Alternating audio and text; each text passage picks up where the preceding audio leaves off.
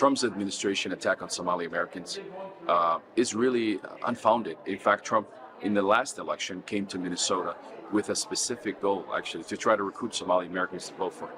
And some of them did vote for him. But today, everything has been forgotten. And he's using Somali Americans as a community to attack our state and to really dehumanize this community.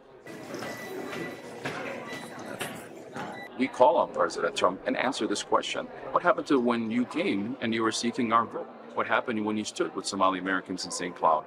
What happened to you when you said positive things about Somali Americans? Did all that disappear? And I think that's the question that many Somali Americans have. We've seen a lot of hateful rhetoric from the President of the United States.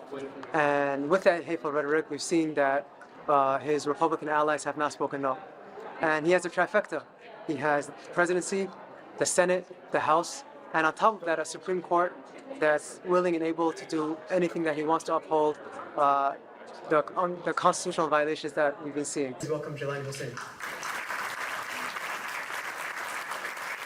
But right now we're seeing that rather than staying home being angry, our neighbors have been showing up. We heard representatives talking about some of the neighborhood response groups that have been forming, showing up with their whistles, blowing the whistles at each time ICE has been present, and forming groups to protect one another. And I think that's the way we go about this, is that we don't stay home, we're all in this together, and we protect one another.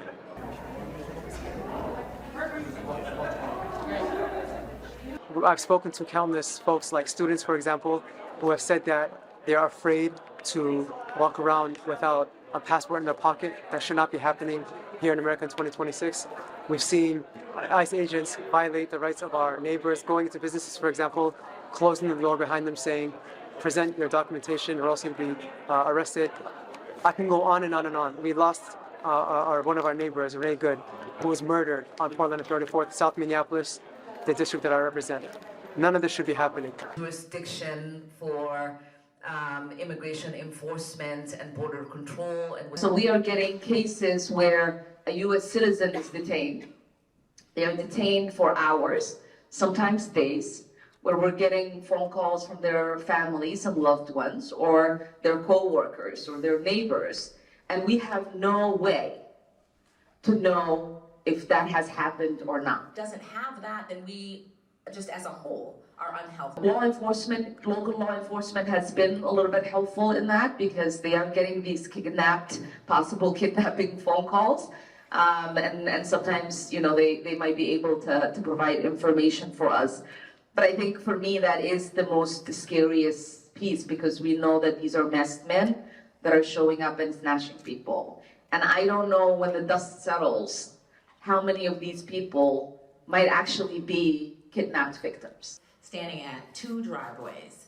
Parents and residents are taking it amongst themselves. Our Republican counterparts and the president decided to take your money that should have gone to healthcare, that should have gone to food stamps, that should have gone to housing assistance, that should have gone to rural hospitals, has gone to create this terror by funding ICE to the tune of $170 billion.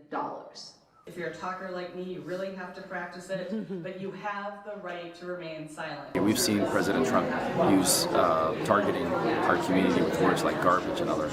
This is dehumanizing. This is not what a president is supposed to do. Most people across this country know that that is wrong. It doesn't matter whether you're a Democrat or Republican. It doesn't matter if you're left or right. When something is wrong, it's wrong. Masked men that are showing up and snatching people. TPS program ending is perhaps one of the greatest explanation of the hypocrisy of this administration. The State Department has, as of today, Somalia as a category 4, meaning do not travel. That is the highest level. When the State Department says that, that gives clear conditions that TPS for Somalia should exist. However, on the other side, Department of Homeland Security, Kristi Noem said publicly that the conditions on the ground in Somalia have improved, which then would result the State Department to change change their categorization to allow Somalis or anyone to travel to Somalia. So one of them is telling the truth, one of them is lying. Jason's been out in the street a lot. I've been out in the street a lot. A lot of people out here have been in these situations. I'm scared for my neighbors. I'm scared for our immigrant communities. I'm scared for everyone. And what we've been seeing right now is that it is not just our immigrants that have been targeted. It is everybody. It is our allies. It is our citizens. It is our young people, our old people, our workers. But we cannot live in fear.